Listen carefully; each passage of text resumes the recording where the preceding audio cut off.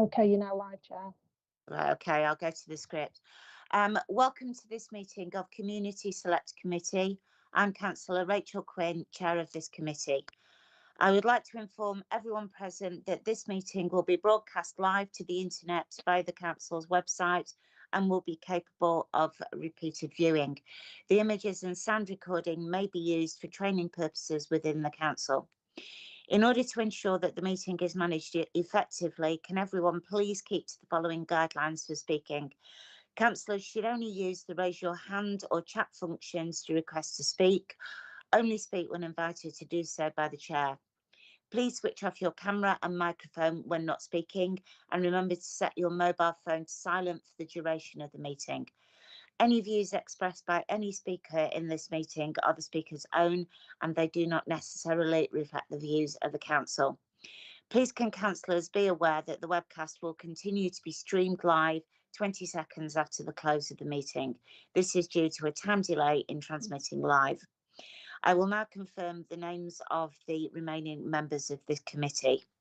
Councillor Benzer, Councillor Collins, Councillor Dupee, Councillor Gardner, Councillor Gruby, Councillor Hacking, Councillor Hall, Councillor Inman, Councillor Lomax, Councillor Mackey, and Councillor Sizeland. And so we'll go to I will apologise here because I'm moving between different screens and it's causing me a little bit of a problem. I keep doing really stupid things, so just bear with me a moment because I managed to get out of the agenda, which was a bit stupid. So there we go. Okay, so if we start, Kerry, do we have any apologies for absence? Yes, Chair, we've got apologies from Councillor Benzer, Councillor Inman, Councillor Cross and Councillor Greenhalgh. Okay, thank you. And Councillor Cross, I'm sure we're going to send our best wishes as well. Do we have any disclosures of interest on any matters before the committee? And I seem to have lost my anyone want to raise their hands? No. Okay, so we'll move on. Any matters referred to the committee under the call-in procedure? We didn't have anything. So can we move to the minutes of the previous meeting? First of all, has anyone got any comments to make about the minutes? No. Could I have a proposer that they're an accurate record of the last meeting, please? Thanks, Councillor Scott. Thanks, Councillor Gruby. Okay, that's brilliant. And moving on now, I'm going to say we've got an alteration. As you will have seen, Buxton Hospital Services, Stockport NHS Foundation Trust have not attended the meeting. It was circulated to members. We will discuss that just before the work programme. So I'm going to shuffle the items, and because Parkwood, we want to get them home. So I'm going to ask them if we can start with their presentation. So Justin and Francois, if you are ready, good evening and thank you for coming. Good evening, Chair. Thank you. Just bear with me while I load things up. Bear with me. So.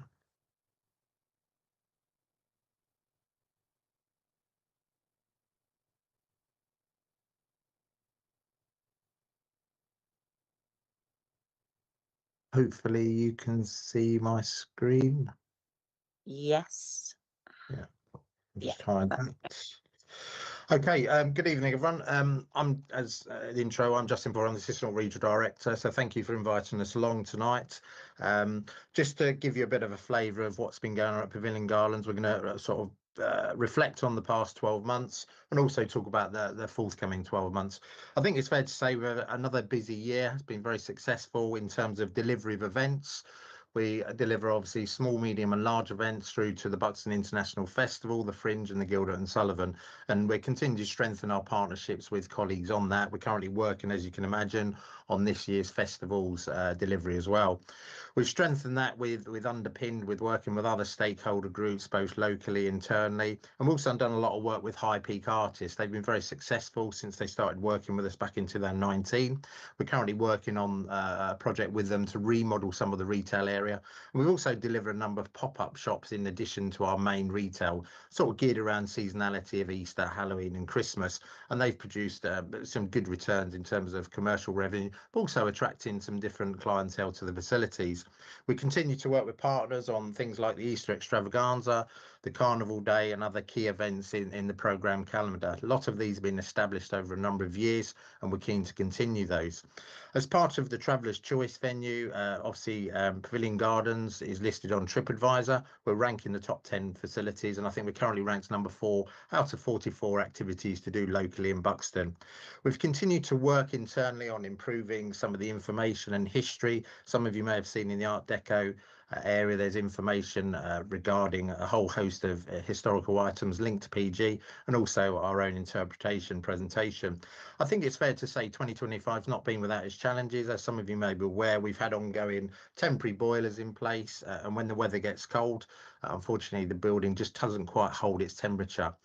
And then that's had an impact on in terms of the roof works, which some of you may be aware of are currently operating. That's had an impact on our operations, and that's unfortunately had an impact in terms of some of our commercial revenue. However, we are working closely with colleagues, and I'll go into a bit more detail on that later in the presentation.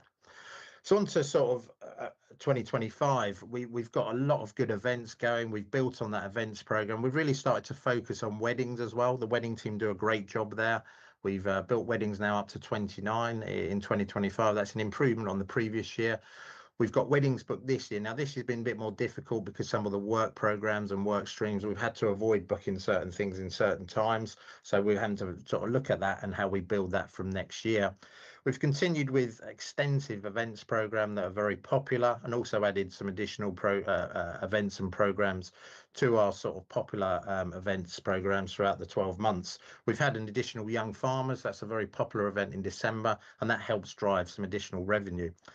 The inflatable sessions are very much a great success story for affordable family fun and have proven very popular for families that want an effective dwell time in wet weather. You know, the recent weather doesn't help.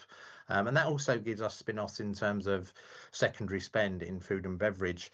We continue to work with H&H on their successful car auction. You know, it's a fantastic event. It's got a lot of status to it. They bring some fantastic vehicles.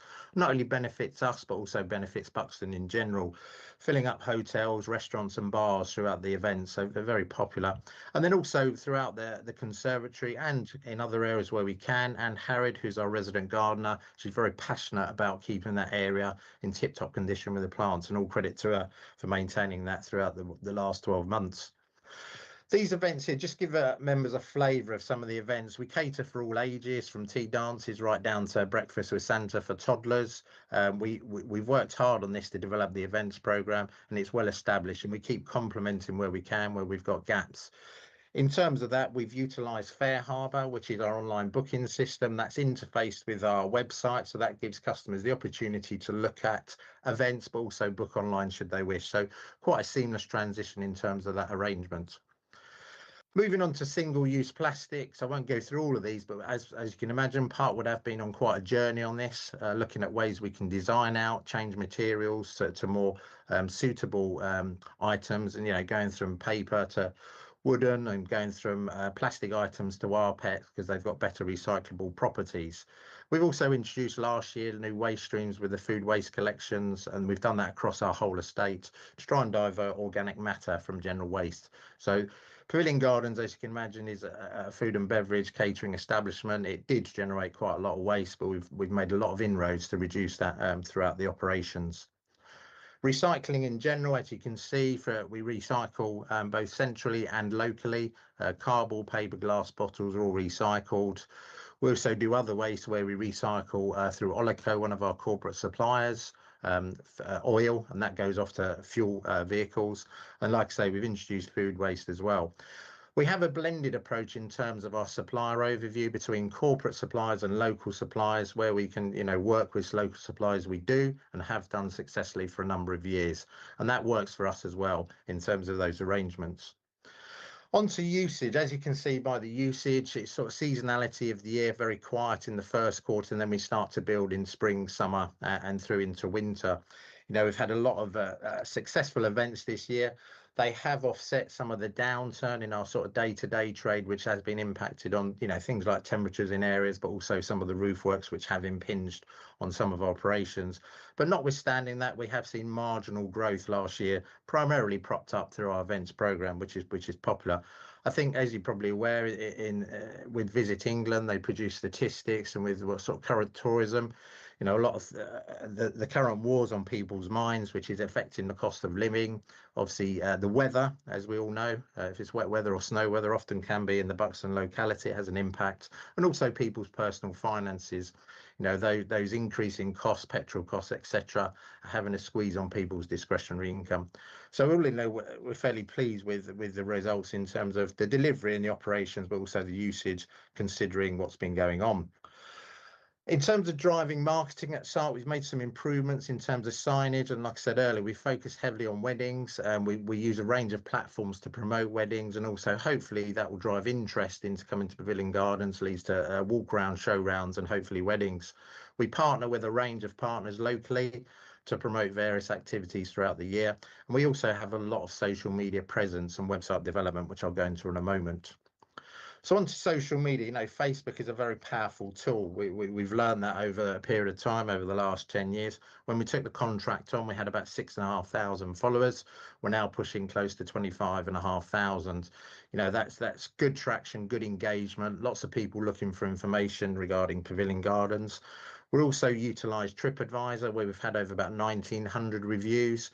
TripAdvisor ranked 4.5 out of 5, and then Google reviews, which is a similar type mechanism. We've had over 7,000 reviews, and again, 4.5 out of 5 in terms of scoring mechanisms.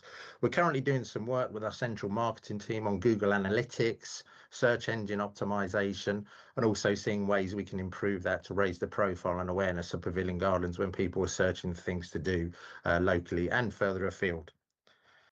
This slide just gives you a flavour of Facebook over the course of the year. 5.4 million viewers over the course of the year. So it's quite incredible statistics. And as you can see, if you go throughout the course of the year, lots of engagement around what's happening at Easter, summer, and then as we go into the winter months. We do a lot of posts organically, which is where we put on the post, and then we try and boost that organically. But then there's also paid advertising we do to help push that further afield.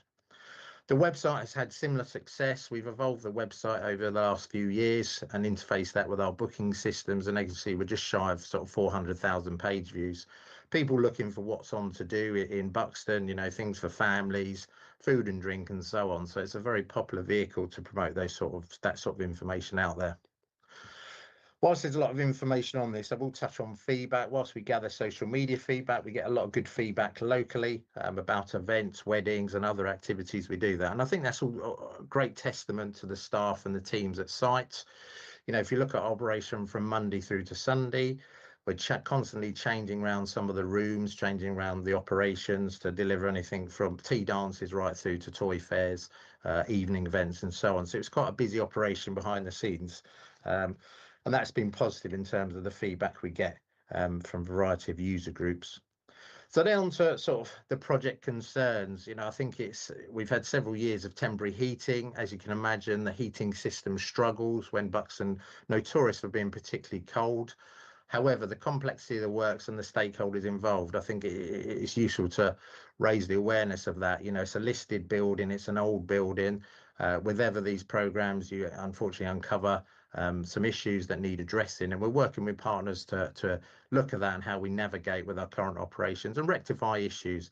Unfortunately, it has had an impact on events and some of the wedding bookings where we've not been to take them and also reschedule them to a later part of the year. And unfortunately, we have lost some long-standing customers. Buxton Brewery have decided to relocate, and also the Art Society have been with us for roughly 20 years, have decided to go to another location. I've kept the door open for both of them, so hopefully once we get over these works, we can re-engage with them. For those of you unaware, we've currently got phase 1 roof works ongoing. It's quite a big project. It's a good project. I think when it's completed, it helps make sure the building's watertight. But at the moment, we're uncovering a few issues. As you can see with the rain today and over recent months, we've had issues such as decanting staff out of offices overnight. That creates operational challenges. We've had roof leaks in a whole range of customer and staff areas within the building. It's not a nice experience, and it's sometimes challenging for staff to deal with that on a day-to-day basis. Notwithstanding that, we're working closely with the authority and some other partners to navigate through all these challenges, look at ways to provide solutions, and also look at post-event of both the roof works and the boiler works to look at how we address some of the remedial actions as a byproduct of some of these works that have been ongoing for a while, and also look at a support package for key partners affected.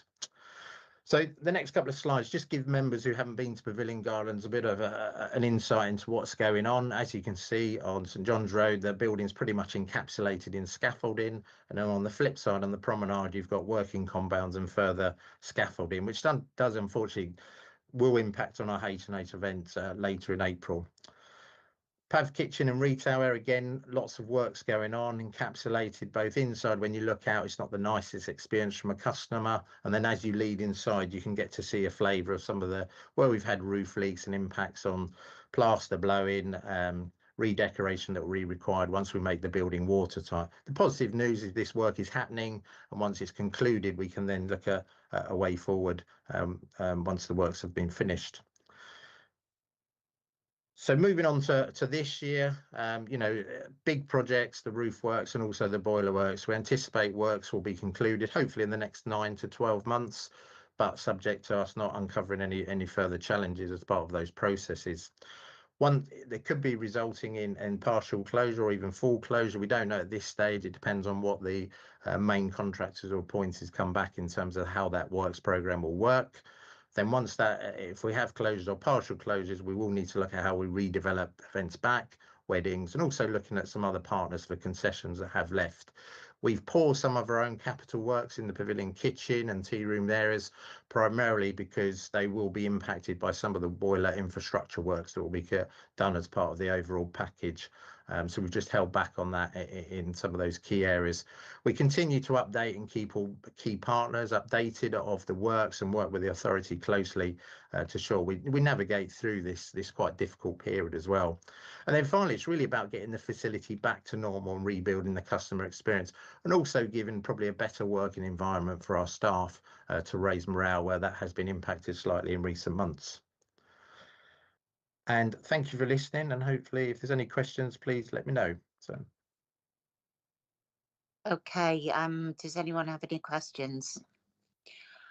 Councillor Collins. Yes, mine's partly a comment and partly a question. I think the getting rid of single-use plastic is pretty impressive, actually. I don't think many places have done that to such an extent. And from your point of view, but also the council's point of view, can this be sort of disseminated? I mean, you mentioned some of the the ways that you do marketing. Perhaps that could, you could publicise through that, but also perhaps the council could publicise this to local businesses, saying you can get rid of single-use plastic in hospitality by doing this and this, as in Pavilion Gardens.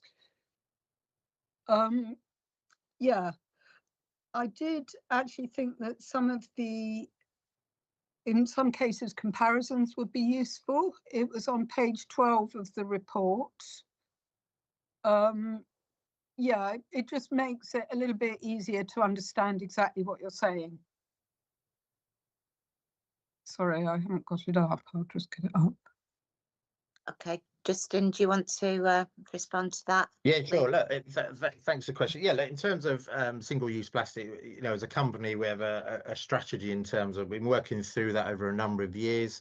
Our corporate review, I think particularly with our F&B establishments like Pavilion Gardens and Rufford. We also operate, we look at trying to design out, material changes to different products. There's reusable systems as well. The food waste is a good thing. We're quite efficient anyway in terms of managing that process, but by having that as well, diverts that to general waste.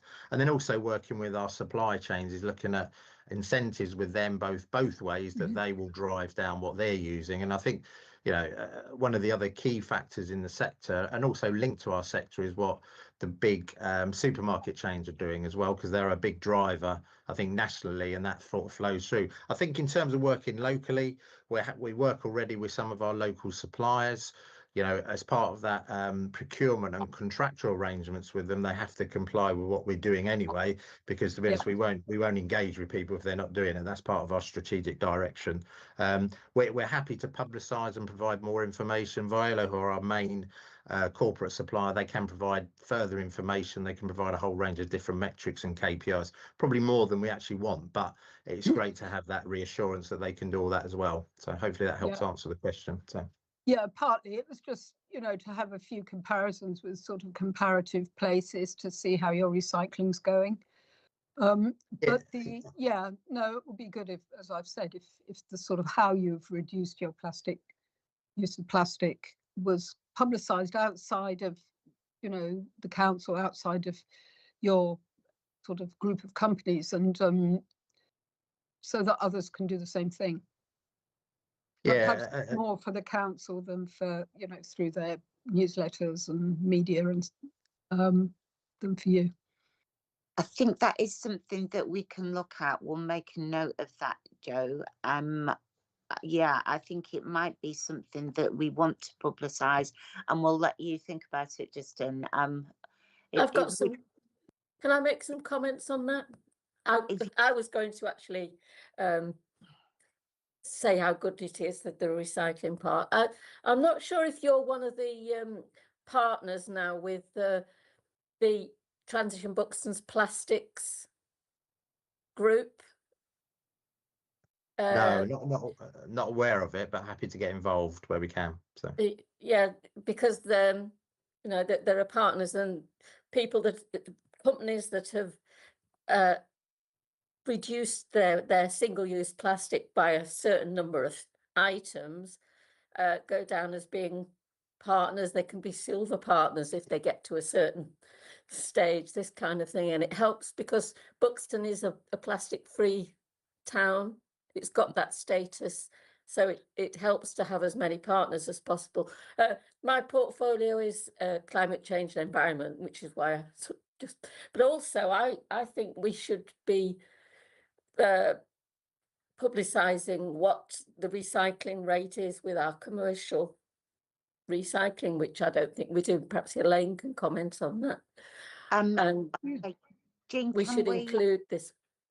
Yeah, can you have a conversation with Elaine and with Justin about that, and then perhaps that is something that can be brought back to a later meeting when we've actually when we've got some data on it and we work out how the Pavilion Gardens can do that, if that's okay.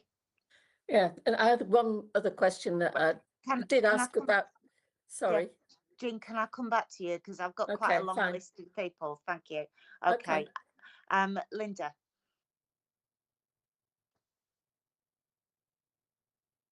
Sorry, yes. Hi, Justin. Hiya. Firstly, to thank you for your assistance to me when I was really struggling to make contact and sort a few things out. I really appreciate it.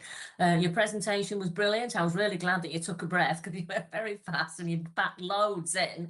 I've certainly been a victim of the freezing cold Oxygen when the heating wasn't working, so I'm really glad to see that that's going forward. You covered a lot of things I was going to ask, which was like getting people back, because I know some people have had to move out because of the uncertainty. Will we close? Will we not close? And that must be even more difficult to deal with than just simply saying it will be closed from here until here. Just a couple of questions is the telephones. Can we get telephone contact to you now? I understand you've had to decant the staff, so that must have made it difficult. Is the telephone contact available? And just the second question is, I get asked quite a lot about dogs in the pavilion gardens, and I really do in the actual cafe area. I understand that's not what everybody wants, but if a small corner could be arranged that dog owners could actually go in for a cup of tea, etc., especially in winter when it's really quiet, that would be a good thing, I think. And I'll leave that with you. Thanks. That was loads, Linda. Did you get all that? Well, mostly there weren't questions, though. Yeah, true. Well, look, thanks for the feedback and obviously working with you closely, Linda, on a few items I know outside the meeting. I think, look, in terms of now we've got a bit of a clear steer in terms of running and operating the facilities as we normally would through to sort of the last quarter. We are in a current process of recruitment to help with some of these resources. So in terms of telephones, yeah, look, we can deal with that and sort that out. So thanks for that feedback. I'll pick that up. I'm actually at Pavilion Gardens on Friday. In terms of dogs, we've taken a bit of a careful approach with this. We have allowed, obviously, dog users can go on the promenade. We've allowed them in the ice cream parlour and the retail area. I think your suggestion around winter, we can look at, no problem at all. We've steered away from it sometimes in the busier periods because where we've had, people coming in and then you get dogs fighting, etc. But look, we'll do a review of part of that just to make sure we can address and cater for everyone's needs, if that helps. So Excellent. Thank you so much. Thank you. Okay, thank you. Lynn, I was just wondering, so your phone number is available if people have got issues for councillors, etc. Do we have that number, contact details? Do we know how to speak to you? I don't think I do. no, look, I can circulate it. It's not a problem. We're Yeah. currently in the process of recruitment, like I touched on earlier. Once we get senior management staff in place, we'll cascade that out through Elaine. But yeah, in the meantime, if you need to get hold of me, I can circulate my details after the meeting. So That's brilliant. Thank you. Madeline. Thanks very much. There's loads to celebrate. So just put a slight damper on it. Just a couple of questions about potential weakness. One is there's been a recent internal audit which came up with limited assurance, confidence in the service, Parkwood service in Pavilion Gardens. I mean, some of it is matters of financial reporting, but there was one bit that I was particularly interested in, which was about responses to customer feedback. And I wondered how you were going about addressing that. I mean, Linda's alluded to it in terms of having difficulty in getting through to anybody. I think you do your customer feedback where it's critical through social media, and I know that 18 months ago, talking to Tom, there were some problems about it. It seems they haven't been resolved. Are you on with that? So that's the first one. The second one is just walking along St John's Road at the entrance to the studio. There's now 2 very big ventilation pipes and a powered fan. It's although there's no houses nearby, it's just opposite the church and churchyard, and I thought the noise was rather intrusive. Has a noise survey been done? Okay, Justin, thank you. If I respond to the first point in terms of the customer, look, in terms of customer feedback, we gather feedback through social media channels and also we get emails, letters. We are looking currently at introducing a system called Atremo. Now, Atremo we use in our leisure portfolio very well. It gives customers a whole range of ways to communicate with us and also captures a net promoter score, which is a very useful metric. So we are in the process of introducing that. In terms of feedback, if we get feedback, we'll deal with it. If there are issues regarding the internal audit, not fully aware of regarding that, but happy to review any feedback on that and deal with it accordingly if that helps. In terms of the area identified with the unit and the noise, I'm not 100% clear, Madeline, where you actually mean, but happy to look at that. It might be what's correlated to what's going on the roofs. It might be linked to the temporary boiler. I don't know. So if it's the temporary boiler, that has been in situ now coming up to 3 years.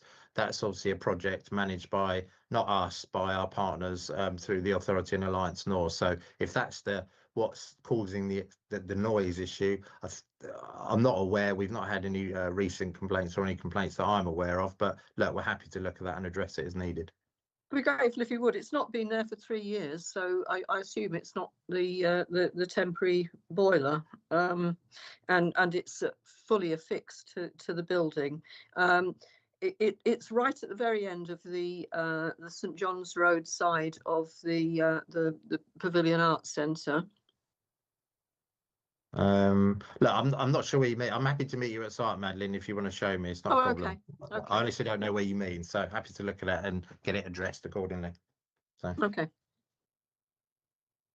Okay, thanks, Madeline. And perhaps, Justin, if you could maybe sort of give us a little when you circulate your contact details, perhaps just a little précis about the financial audit and also reactions to feedback, and then perhaps we could also be filled in on what's going on in terms of those in terms of your meeting with Madeline as well. That'd be handy. yeah, Thank no you. problem at all. So Thank you. Kath. Yeah, thank you. On page 9, you say that there was 29 weddings in 2025, and that's up on 2024. I just wondered how many got in 2024. 24, if that helps. So it's marginal growth. Yeah, the problem we've had this on last year and this year is roof work started in October. That had an impact in certain areas. We were proposing to have some further works done at the beginning of this year. We're advised not to take bookings and elements of that, so we've had to steer away.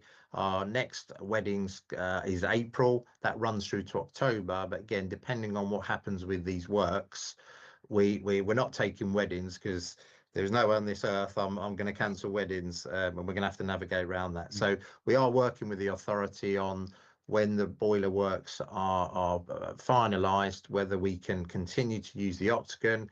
Bit of an unknown. That could be a solution. We're even looking at, is there an opportunity to look at a marquee, just so we can cater for some of these already pre-existing bookings and to avoid any reputational risk to us and also the authority. So Yeah, great, thank you. Okay, thanks, Kath. Matt. Hello, hi. Thanks, Rachel. That was like really good, and I loved seeing how much sort of like cultural activities really drive the customer experience for the area and things. I was wondering if there's any scope in the plans moving forward that sort of coincides with our sort of new cultural strategy to sort of use spaces more for cultural activities to allow grassroots groups and stuff, those who don't actually have tons of money to actually hire the space, if you'll let the space in downtime for them to do more activities, which will give you footfall. Thanks, Matt. Yeah, look, in terms of events, we're happy to host any events. You know, we've got different range of facilities. We also work with High Peak Theatre Trust, with the Pavilion Arts Centre. So there's great opportunity where we can in downtime to look at that. In terms of some of the cultural activities where they haven't maybe got as much money to fund some of their activities, again, we're happy to look at some time of concession arrangement where we can. I think the difficulty really for this year for us is outside, probably outside the roof works phase 1 and phase 2, which is due to start later in the year, and also the boiler works. We're just navigating carefully without overcommitting. But look, if we've got space here and now, we're happy to engage with people and look at how we can develop some of the cultural activities at site, in addition to what we already do, if that helps. Cool. Yeah. Yeah, I mean, I remember my parents telling me about going to see loads of things at the gardens. So, I mean, it just seemed that it was an amazing venue. And I know it's not going to happen at the moment, but it would be fantastic if we could. Right, Jean, again, okay. Sorry. Yes. There was a request, it's also from the Climate Change Department, from Friends of Pavilion Gardens, about reducing the amount from this is from third parties like the fairground people and such like, that use these very old diesel powered engines that are basically creating huge carbon emissions. we were hoping, is there any progress on reducing that? It's the first I've been made aware of it. In terms of what some of the concessionaires do, obviously, I think they've got to make their operations viable. I'm sure they are committed to carbon reduction. In terms of that industry sector and what they can do, I suspect it might be they have to convert to electric type generators, but then there is an increase in our utility costs led to that as well. And then we'd have to probably review commercial arrangements with them well. So look, we're happy to look at working with third parties, concessionaires, and what they do. It's the first I've been made aware of it, to be honest, but happy to follow it through and see what the opportunities are with third parties. Okay, I thought there had been some communication about it actually, but okay, thank you. Oh, I think you're still sharing your screen, by the way. Okay, yes. Yeah, okay. So we're basically, I don't think we've got any more questions. So you are going to work with Jean about how we can publicise this and what you're doing in terms of your plastics, etc., or not using plastics, etc. And you'll also give us feedback on the financial audit and meet Madeline as well. So I think at the end of that, thank you very much, Justin and Francois, and have a good rest of your evening. Lovely, thank you all. Thank you. Thanks very much. Thank you. Bye. Okay, right now. We move on to a verbal update, which Elaine's going to give us on the Simpler Recycling Scheme. Okay, thank you, Chair. Good evening, members. So, yeah, verbal update this evening on the progress made in terms of the Simpler Recycling legislative changes for waste collections that we're going to be bringing in at High Peak. You may be aware that as part of that, the requirement is that we collect weekly food waste weekly and separated. That's what we've been working to in terms of our planning. The legislation did advise that we should be doing this from the 1st of April. However, there are some dispensations for local authorities that are not able to secure arrangements in time for that, and there'll be no detriment to those authorities as a result. The supply chain demand has been significant for local authorities to source the necessary vehicles and equipment for this major change in waste collection services. So you can imagine that the demand there has been so significant, it has actually caused some problems to schedule delivery dates on vehicles, etc. So our current position, that being said, we have had an update from our vehicle manufacturers in the last 2 weeks to confirm our delivery dates for our vehicles at High Peak, which vehicles will be with us in August. We were originally due for deliveries for June. That has been pushed back. We are now scheduled for an August delivery. So the go live for the weekly food collections in High Peak, we are aiming for the 14th of September to launch. All the caddies, all the other equipment, the recruitment processes for loaders and drivers is all working through. The caddies are delivered, all that's satisfied. We've got the liners, we've got everything ready to go on that regard. It's just we haven't got the vehicles to actually start the separate collections. So that being said, we will be, and I must caveat this, there will be a full communication starting to really ramp up in the next few weeks now, but I should have put that in at the beginning, but I'll just work you through the process of what we'll be doing over the next few weeks. So kitchen and curbside caddies, as a reminder, everyone will receive a internal caddy for their kitchen, a 5 litre one, and a curbside caddy, which is a 23 litre with a lockable mechanism on the handle. So obviously we won't have any spillages or anything to worry about on the roadside. So those all will be delivered to each and every household with a roll of liners, biodegradable liners, and education material to support that. So again, education is absolutely key to this, and we've got to ensure that we keep contamination events low or none at all. So we'll be very clear in terms of our education strategies with households to inform them of what needs to go in their food waste caddies and what shouldn't. So again, food waste to be presented at the curbside weekly, and that'll be collected with your bin collection for that week. So you don't have to put it out on a separate day. So if your mixed dry recycling is on week 1, you put it out with that. And if it's the residual on week 2, you put it out with that. So it's every week it will be collected. Dry mixed recycling that currently is in the brown bin will continue as it is. So under the new legislation, there was an element where paper and card should be separated. There is dispensation, and there is a permitted arrangements where we can evidence that operationally that wouldn't be feasible for the costs and the disruption to services. So we will continue to collect in the brown bin those waste streams as commingled recycling. As I mentioned, communications is really key. We've already started we've sent a taster flyer out with the council tax bills.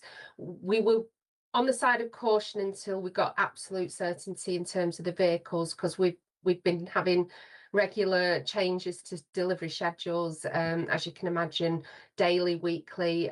So it's really important that we've had some certainty before we start to fully communicate now on the changes.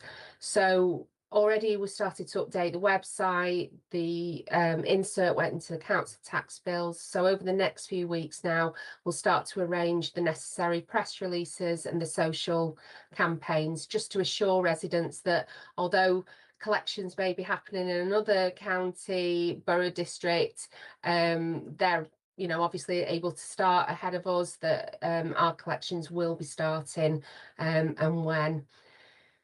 We're also preparing a full member briefing on all the changes as well. I think that'd be quite useful to do, to inform, like a drop-in session for members to understand the weekly food collections, and also what is coming in terms of the separation on the garden waste subscription service. So on that, I'll move on now to the update on the chargeable garden waste service that we'll be implementing.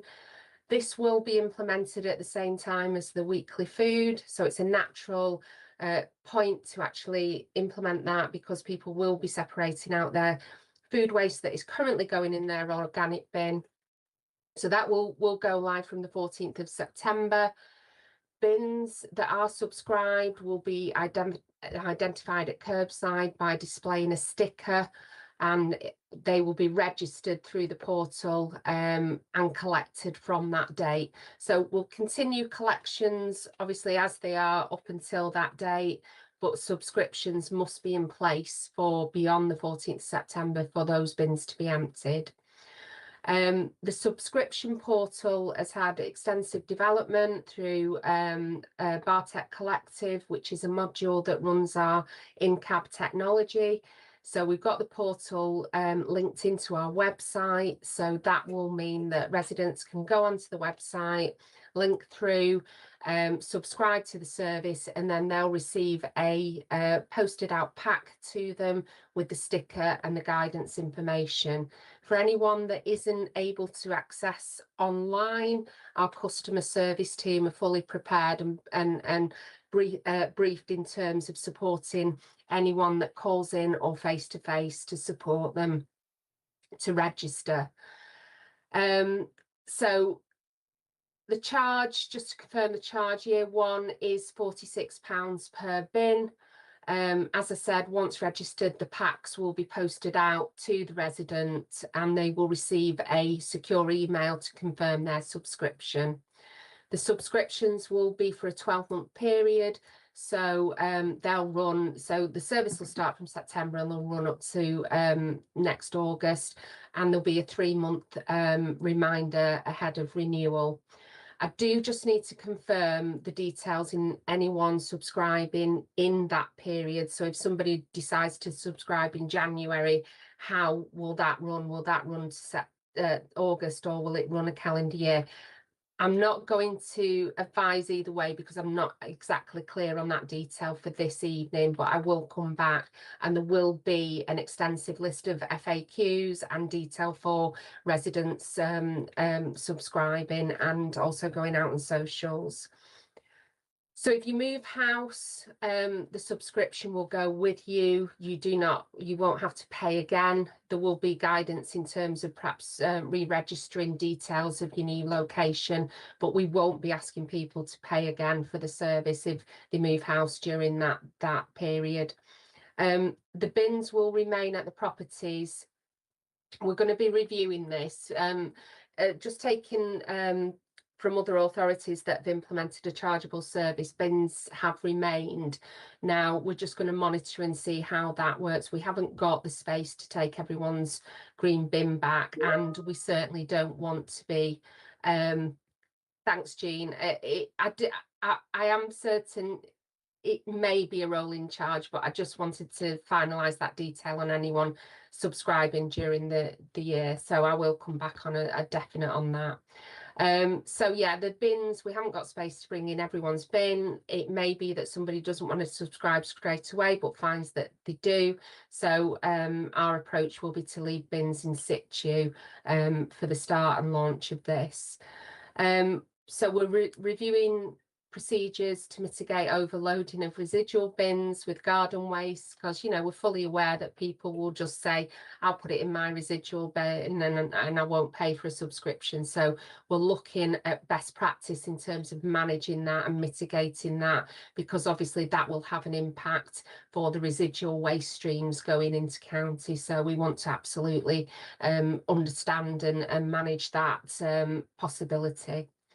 We're setting up arrangements for a discounted compost bin purchase. So we've got arrangements in place with a supplier that supplied other local authorities with a discounted bin. So if residents want to purchase a compost bin, they can do that at a subsidised price by quoting the council. So arrangements on that and detail on that will be uploaded on the website.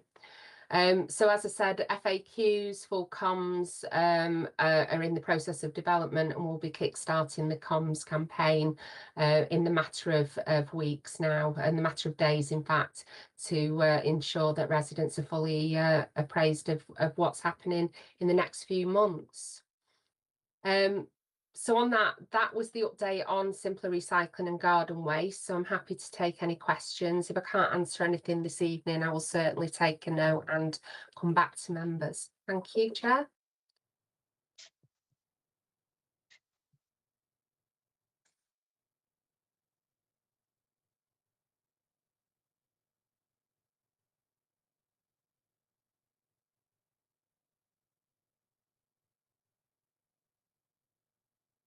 Sorry, my microphone stopped working. Sally.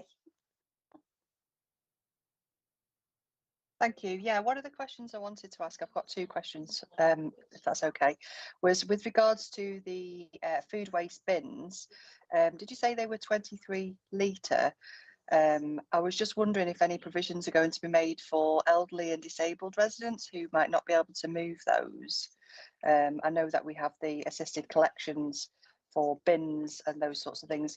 Do we foresee that there will be an increase in people who potentially need to have that facility, and are there any provisions being put in place to support that?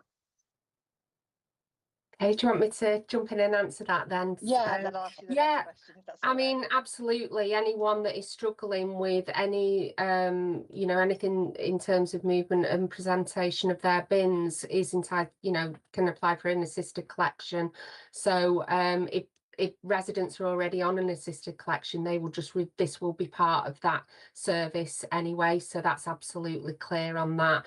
Anyone that does at any point, you know, feel that they need some assistance, because sometimes people do need some assistance for a period of time and then not as well, you know, depending on if they're going through a particular situation, then, you know, again, that will be the same procedure to apply for assisted collection. But AES, you know, work very effectively to ensure that they can support residents in those circumstances.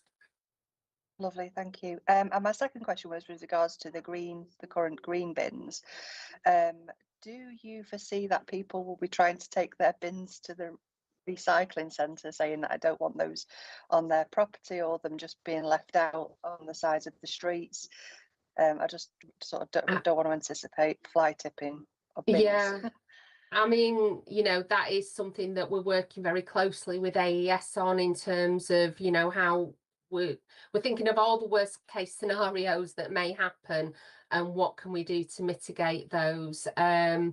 You know, it is a concern. In an ideal world, I suppose, you know, anyone that doesn't subscribe, you take the bin back. But we're just going to see, you know, a lot of other local authorities have done this, and we're learning from their best practice as well. So absolutely, we'll be monitoring it very effectively, and we're already, you know, highlighting potential issues that may come along, and hopefully, you know, we'll be able to get to a position where we've already got a solution to that, or even, you know, we'll mitigate that happening full stop from the beginning. So yeah, but thank you for raising those as well. Thank you. So yeah, thank you. Thanks. Okay, thanks, Sally. Dave. Thanks, Chair. Elaine, did you say you were rolling it out on the 12th of September? It's the 14th of September. Okay, so I could get my last green bin collection on the 11th of February. 11th of September. The next one would be, when I'm now paying for it, the 25th of September, which means I'm getting 11 months. I'm paying for 12. Oh, okay. It's like a bit of a maths question, that, isn't it? Well, yeah, noted that. Obviously, you know, different cycles of collections. I mean, we have to put a marker in the sand in terms of when we implement the service. You know, we just need to work through in terms of how that would affect collections on which particular weeks. But you know, I can note that and take that back to the project team. We haven't sort of interrogated the collection cycles against the start date, but we've got to start at a start date. You know, intentions were that we'd be starting next Monday from when we start this project. So we've got to pick a date at some point. We can't have staggered dates across the borough. And can I also throw in, if I'm paying for it, is it going to be collected over Christmas, or do I miss out on Christmas as well for a month? Well, yeah, I mean, it is suspended over the Christmas period because we have to prioritise the residual waste streams and recycling. So that is part of it. Some local authorities up and down the country don't even offer, you know, that level of collections, and also charge a much higher rate. So we do consider it as value for money for what the service is. Yeah, pay for 12, get 10 months. At an affordable rate. Right, thanks, Dave. Jill. Yeah, thanks, Chair. Thanks, Elaine, for that. There was a lot of information there. I'm not sure whether I heard you say whether there would be information going out to residents in the form of leaflets. I heard you say it was going out on the socials. This is about particularly for the food waste collection. So when we had all the change to the collection days, we had like kind of leaflets and letters. So are people going to get letters? Absolutely, 100%. Yes, sorry, I should have been a bit clearer on that detail. We're going to saturate everything we can in terms of socials and a physical letter pack, you know, an information pack landing on every doorstep, every household, just so they have all the information there about you know, the changes in good time as well. So that'll be in good time ahead of their equipment being delivered, so to speak. So everyone's fully prepared. But we've got to be very clear in terms of we don't have too big a gap in time, because people may, you know, forget about that they had a letter and then suddenly they've got somebody at the door with, you know, these caddies. But we'll make it very clear, like we did with the round changes, that it's an important piece of information, and you know, not for residents to discard that. So they will get a physical letter. And as I said, customer services team, we can plough, you know, the new burdens funding has given us some extra funding there, so we can increase our customer service you know, officers, so they can have a dedicated line. So if anyone's struggling to understand the food or the garden waste, then they can ring into the council or go online.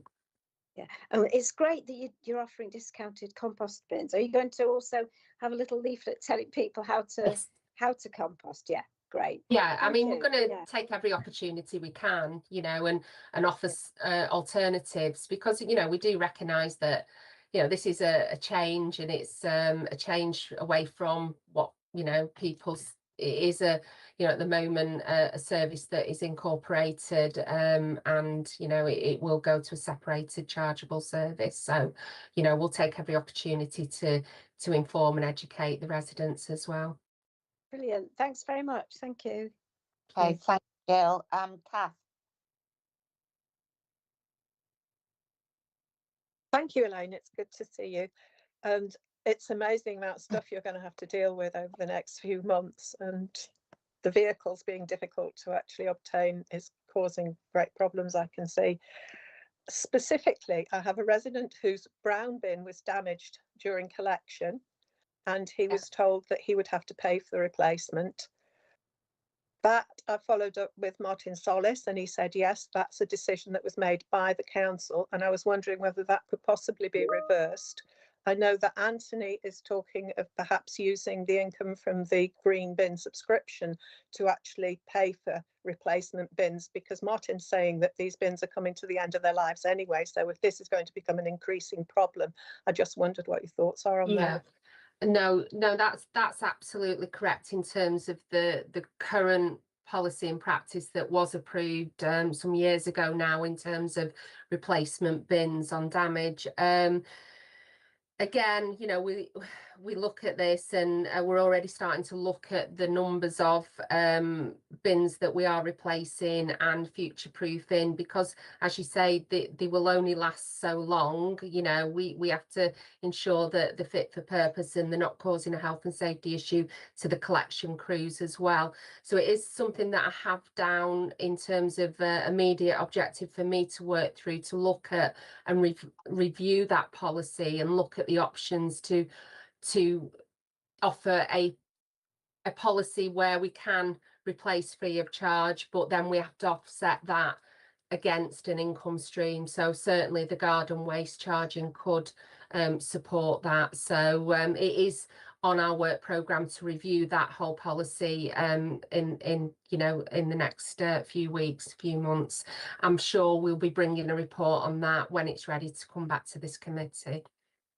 Okay, thank you, Elaine. Can I just ask you, is there anything in the interim that could perhaps provide for these cases where it's actually damaged by the crews rather than by the resident? Yeah, I mean, I'm more than happy. and what we do receive quite a lot come through our complaints procedure about similar situations, but I'm more than happy if you wanted to email me some details, and I'll look into that for you. Okay, I've emailed you already, Elaine. So have you? When was that? Sorry, I'm a bit behind on emails. That's okay. I'll Thank you. Yeah, that's fine. Okay. Cheers. Bye. Okay. Thanks. It seems a bit strange, Elaine. I was thinking that our green bin is very new and really robust, whereas our grey bin isn't. And I was thinking, well, I don't know if we'll be using our green bin, so it'd be ideal to swap it, but I know we're not allowed to, but it seems a bit crazy. I'll bring Kath in. Sorry, Kath, I know that was your turn. Okay, thanks. It's okay. Yeah, I was going to say similar to Councillor Mackie about replacing especially the black bins, because some of them are in an absolute state, and we've had them for a long time now, and some of the bins, there's hardly anything keeping them together. So I think it would be good if we could have those all replaced. The other thing is, on the green bin, on the food waste, will they be mixed together in at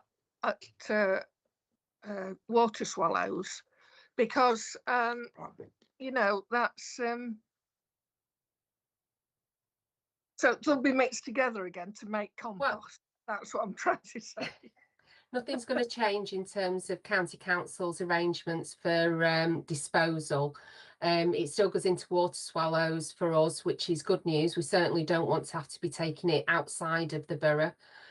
So absolutely important that we can still, for us operationally and financially, to still take it into water swallows. It does, yeah, it does mix because it is the organic matter which then produces compost. Obviously, this is not just particular to High Peak.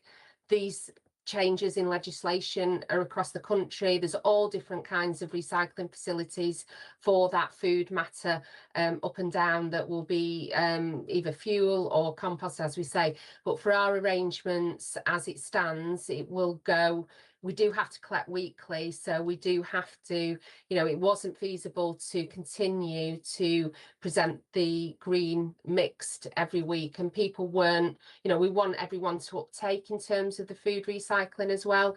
And, you know, having a separate caddy, obviously the strategy and the initiatives behind that of why this has been launched is to enable participation more readily. So yes, in answer to your question, it still will go into water swallows and be mixed as an organic and an end product as compost.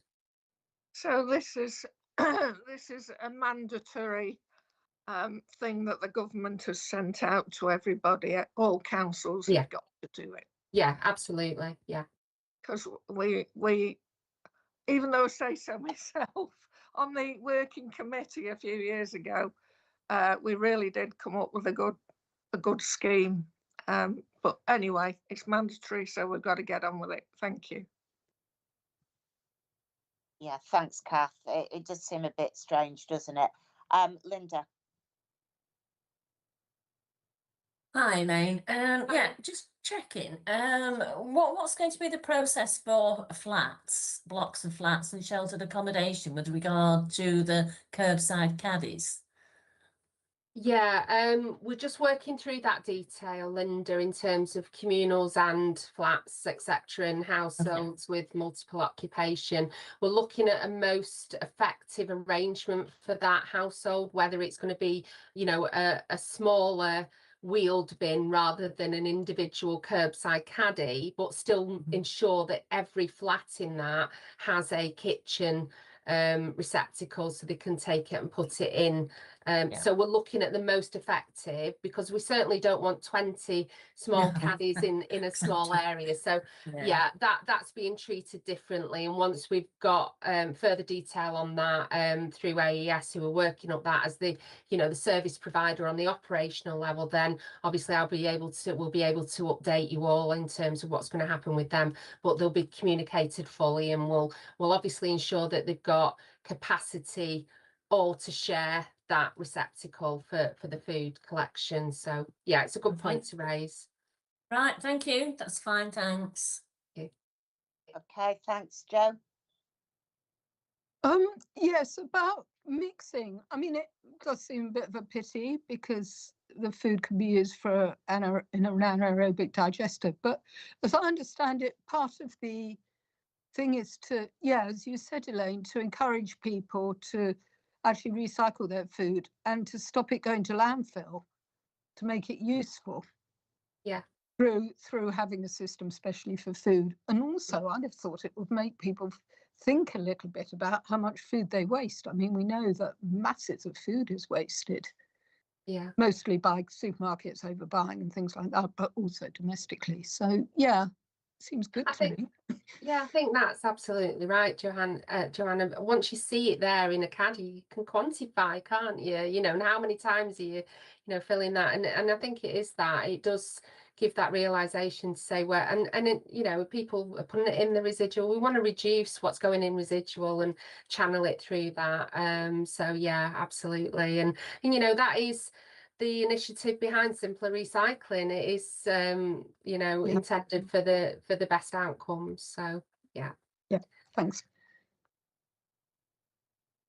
Okay, thanks, Elaine. Although, I mean, I do worry because I think that quite a lot of people will end up putting their garden waste in there.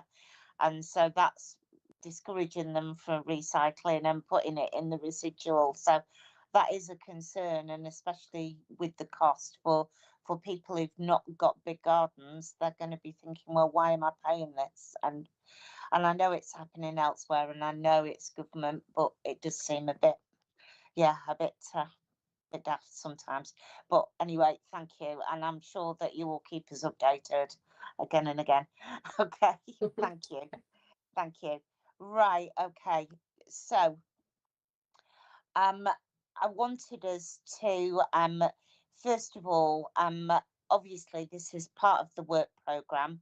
As you know, we invited the Stockport Health Foundation Trust to come to speak to us, and I think you'll all have seen the letter that was sent and also the responses to questions that people put forward. We've all read the responses, and I don't think there's much point going over them at the moment. I think we need to consider how we feed into the discussions that Stockport are having with the Derbyshire Health Board, etc., and the Primary Care Trusts. So we could, because they're in discussions at the moment, try to invite them to the next committee meeting, and hopefully they will feel it is appropriate to talk to us at that stage. Or, and this might be appropriate also, invite them to come and speak to councillors more generally, as soon as we had a vote in full council. Anthony, do you want to say anything about this? Yeah, thanks, Chair. It was just a thought that they may well be slightly reluctant to come and talk to the whole committee, but it may well be possible that we can get a combination of representatives from Stockport NHS Trust, the Derbyshire ICB, and possibly the one or two of the other Derbyshire health bodies, and they may well be willing to meet with a slightly smaller group of councillors. If they're unwilling to come to a full committee meeting, we'll try and pursue that as an option, and we'll arrange with the group leaders to make sure we've got a cross section of members available to do that, if that's the case. But it may well be that they take the possibly the more sensible option and meet with the committee as a whole. Thanks. Okay, so what we're proposing is that we re-invite them for the next committee meeting, which will be in May. I think we ought to look at going alongside the vote in full council, a written response expressing the council's concerns and worries. That might be more appropriate after we've had chance to meet them. Anyone got any comments or questions about that? Madeline. Yeah, thanks very much. I mean, clearly it's frustrating, the late notice of a cancellation of coming to this meeting. I just wonder if I have unfounded, guarded optimism about the fact that the reason for not coming is because of the clearly pressing need to talk more to the Derbyshire ICB. And especially with that, the response that Councillor Sizeland had to her letter, which also suggests pressure being put on Derbyshire ICB. I don't know, am I being a hopeless optimist, or does anybody else think that that's actually a sign that if we continue to push, there is actually room for something to happen, which is going to be rather better. Oh, I'm hoping, Madeline. I'm hoping. Sorry. Kath, do you want to come in there? Thank you. So, yes, I'm too hoping that, you know, pressure from all these different areas and people, etc., is having an effect. What concerns me is that the Derbyshire Adult Safeguarding Board are not informed as a matter of routine, and some of these other bodies as well. And I don't know what we can do about that. If anybody has any suggestions, if the council as a whole could write to all the different people and say, you know, before decisions are actually being made, you need to do due process with all these people. Yeah, that is my feeling. It's actually what Anthony was outlining as a second possibility. I would have thought that that could be the most positive one. Yeah. Okay. Thank you. Okay, thanks, Kath. Jo.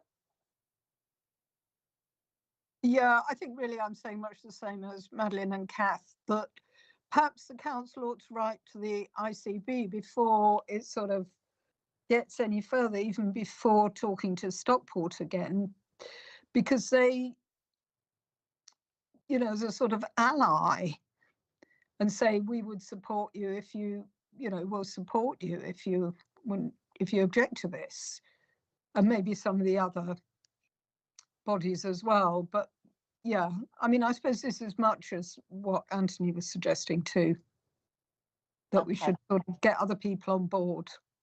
Yeah, okay, thanks. Yeah, okay. Pam.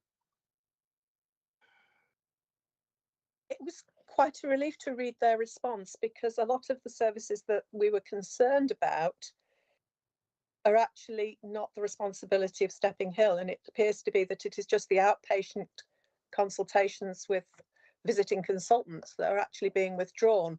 And I think perhaps it's Derbyshire that we need to be looking to, but recognise that there's no threat to the services that they've provided at this instant. It is just the outpatient consultations, and the numbers appear to be that it's not used as much as we perhaps thought. I think it does need careful consideration. I think for those people who do use those services, though, it is very important. And so we've got to be mindful of that. I think that, Anthony, I mean, I think we need to talk to you here very closely, because I do think the council ought to express concerns. It would be a very good idea if we could have a meeting with the Derbyshire Health Board and the Foundation Trust and the other groups who are involved, if we could actually have a conversation about the services that are available. And we were talking about inviting all of those groups to have a conversation with councillors together. And I think that might be the way forward. Kath, do you want to come back on that? Yeah, I am about, because I've been involved in these sort of campaigns before, quite a number in actual fact. Sometimes figures are not what they seem, or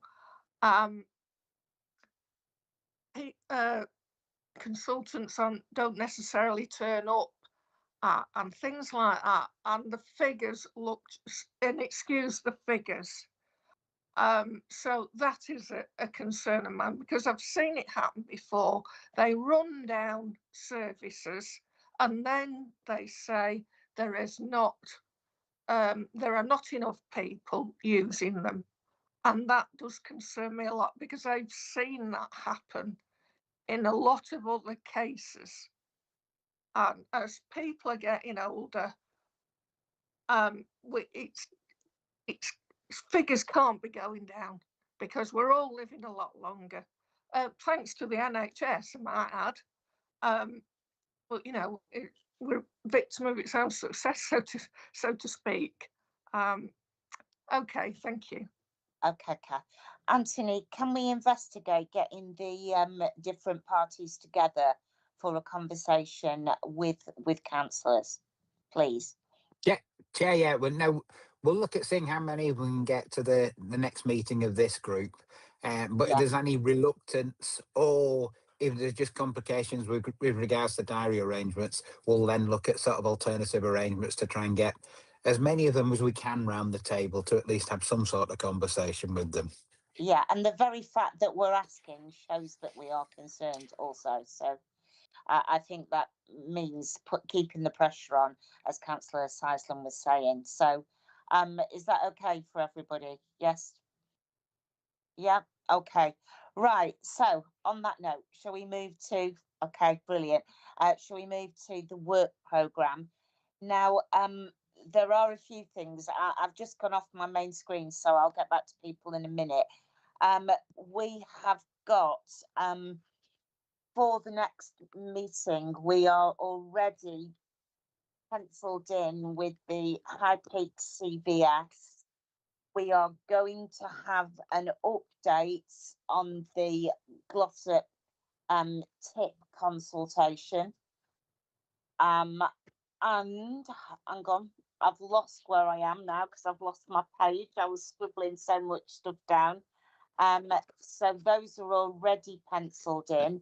Hopefully, we are going to get the different, the Stockport Foundation Trust and other groups in as well, for the next meeting. Perry, am I forgetting something for the next meeting? I'm sure I am. Just having a look through, Chair, just bear with me a sec.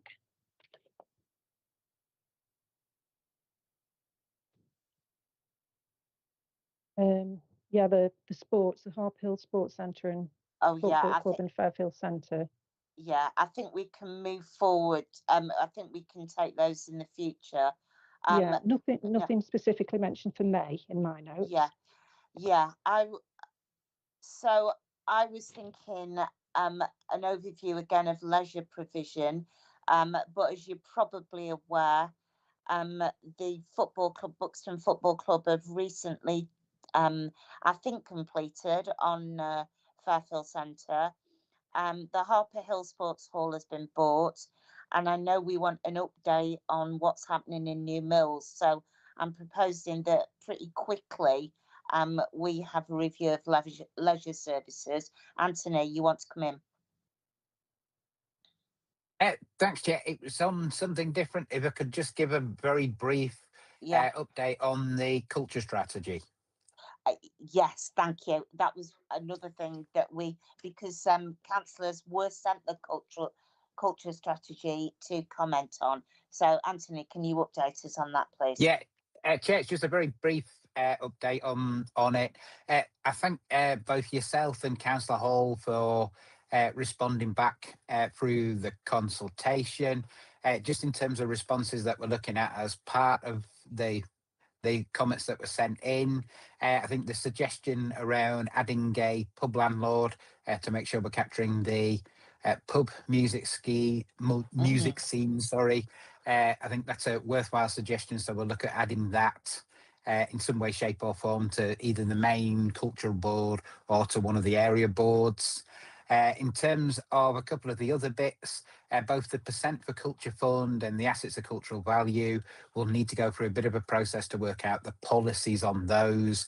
We're also going to look and see, because it's not tied up with although it's sort of tied up with the assets of community value, but it's not completely, we'll also look to see, are there any other teeth that we may be able to add into it as a separate policy?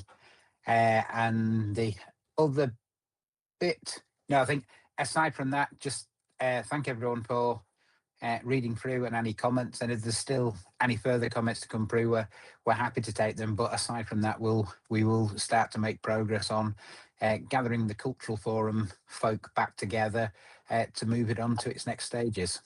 Thanks, Chair. That's brilliant. And can we thank everyone involved in that as well, because it's an impressive piece of work. Are we going to get an update on any Town of Culture bid as well? Oh, sorry, I can briefly do that one as well.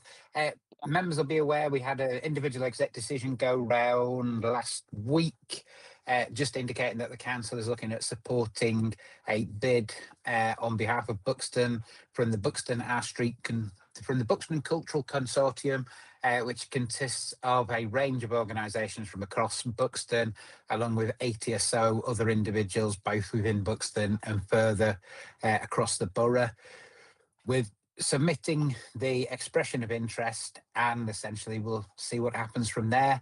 As members will be aware, it's identified within the cultural strategy that we're looking for a year of culture.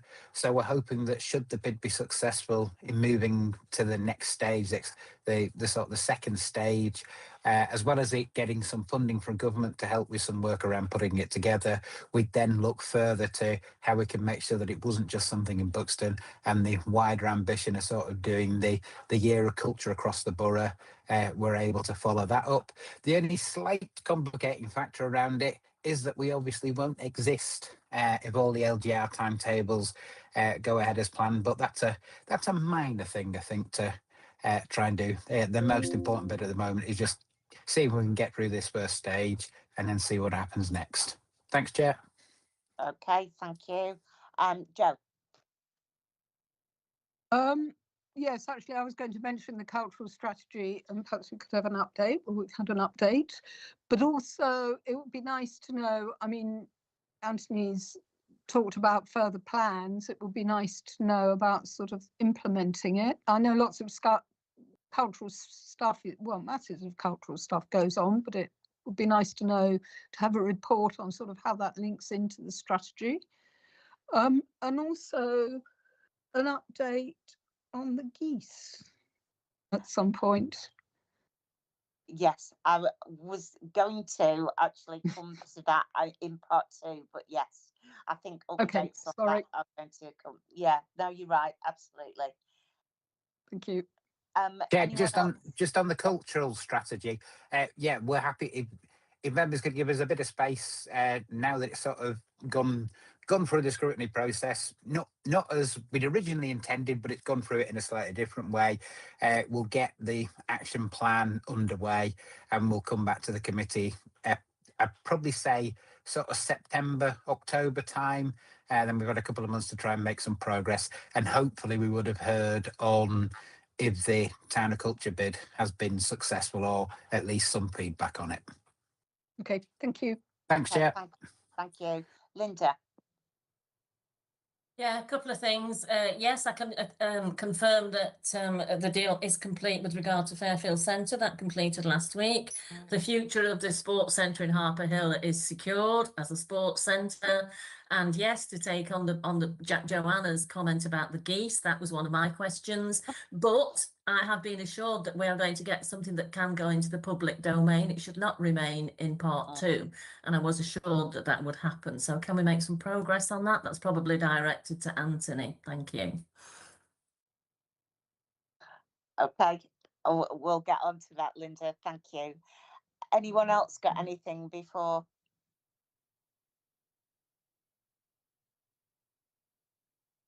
No, I mean, I was going to ask Elaine that we did have an update on what we're going to do about HMOs, flats, etc., in terms of recycling. So it would be good to have that at a future date, probably not May, but in the future. And I think that was about it. So, right, can we? I've got to go on to the thing now. So we now need to, I don't know why I'm doing this. I'm trying to scroll back page by page, which is really stupid. Right, okay, we haven't got any questions referred to the executive member. So can we now exclude the press and public? And Kerry, can we stop the recording, please?